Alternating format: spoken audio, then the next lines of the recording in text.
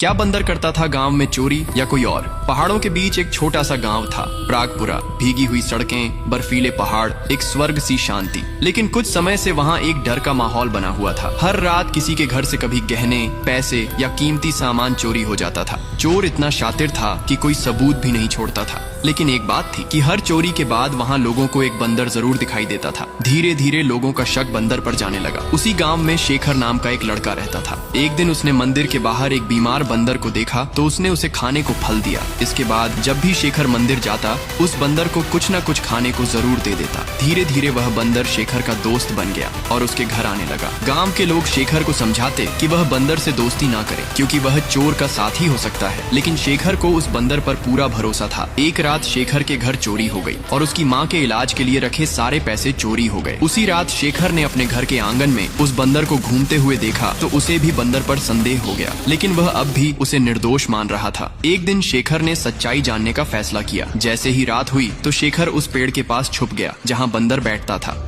आधी रात को जब चारों ओर सन्नाटा छाया हुआ था तो अचानक वह बंदर पेड़ से कूदा और गांव के बाहर की ओर जाने लगा। तो शेखर भी उसके पीछे पीछे चलने लगा। बंदर अंधेरी गलियों से होते हुए गांव के बाहर स्थित एक पुराने मकान में घुस गया। शेखर भी दबे पांव उसके पीछे उस मकान में पहुंच गया। अंदर का नजारा देखकर शेखर की सांसें थम गई। अंदर वही साधु बैठा था जो दिन में शहर में भिक्षा मांगता और रात को चोरी करता था, और अब उस मकान में बैठा अपनी नकली दाढ़ी, मूछ और कपड़े निकाल रहा था और उसके सामने चोरी का सामान पड़ा हुआ था। उसी मकान के एक अंधेरे कोने में बंदर चुपचाप छुपकर खड़ा हुआ लगातार इधर उधर देख रहा था। शेखर समझ गया कि बंदर चोर नहीं है बल्कि उस साधु की सच्चाई लोगों को दिखाना चाहता है। तभी अचानक चोर की नजर शेखर पर पड़ गई और वह गुस्से में एक लकड़ी का डंडा उठाकर उसकी ओर दौड़ा। डर के मारे शेखर का पैर फिसल गया और वह नीचे गिर पड़ा। जैसे ही चोर शेखर की ओर बढ़ा उसी पल बंदर छलांग लगाकर चोर पर झपट पड़ा। चोर के हाथ से डंडा छूटकर नीचे गिर गया तो बंदर ने डंडे से चोर की पिटाई कर दी। अब चोर घबराकर जोर जोर से चिल्लाने लगा। रात के सन्नाटे में जब गांव वालों ने चिल्लाने की आवाज सुनी तो वे हाथों में टॉर्च और लाठियां लेकर दौड़ पड़े। थोड़ी ही देर में उन्होंने चोर को पकड़ लिया और वहां से चोरी का सारा सामान बरामद हो गया। अब गांव वालों को समझ आ गया कि जिसे वो चोर समझ रहे थे वह तो रक्षक निकला। बंदर का यह काम आपको कैसा लगा? नीचे कमेंट करके जरूर बताएं।